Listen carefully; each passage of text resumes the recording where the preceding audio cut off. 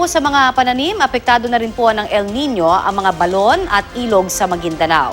Pagtitiyak naman ng Department of Agriculture, ginagawa ng gobyerno ang lahat para matulungan ang mga magsasaka. Balitang hatid ni Salima Refran.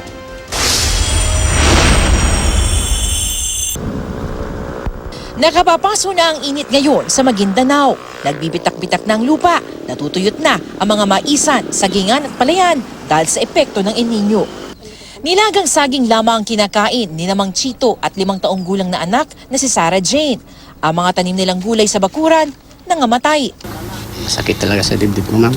Minsan makaiyak gani ako, magharap ako sa kanya.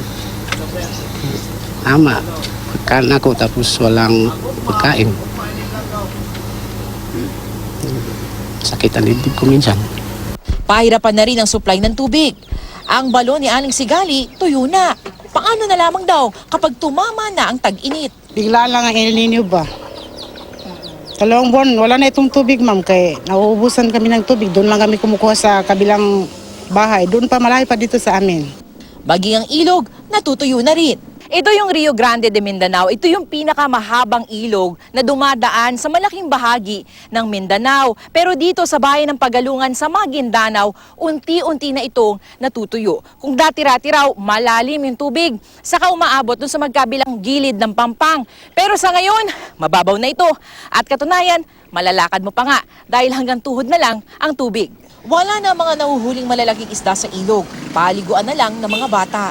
Sa una-una lang, ma'am, yung paghuli namin ng isda, malaki ang makuha namin. Hanggang 15 kilos ang makuha namin. Ngayon lang wala na, kay maliit na. Wala na, kasi kung sa tungkol sa init. Nagdeklara na ng state of calamity sa Maguindanao dahil sa El Nino. Sa Kidapawan City, 5 ektaryang maisa ni Ariel, pero iilang sako lamang ang kanyang naani. Maliliit na, hindi pa maganda. Wala kaming maano na kabuhayan namin dito kasi naman, may El Nino sabi nila. Kaya failure lahat ng mga panem namin. Ang mga sakada, tuloy ang pagtatrabaho kahit mainit. Inaani ang mga murang tubo sa takot na matuyot.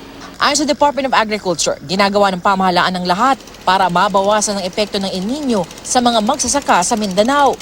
Bukod sa cloud seeding, may El Nino mitigation plan. We are now concentrating yung pong efforts papunta sa Mindanao. So, nakikita po namin mas madali po para sa kagawaran. Kung yun po yung mga tinamaan, as long as they can provide us yung certification ng municipal agriculturist, so wag po silang mag-alala, may pamalitan din po kami ibibigay, libre po yan. Salima Refran, GMA News.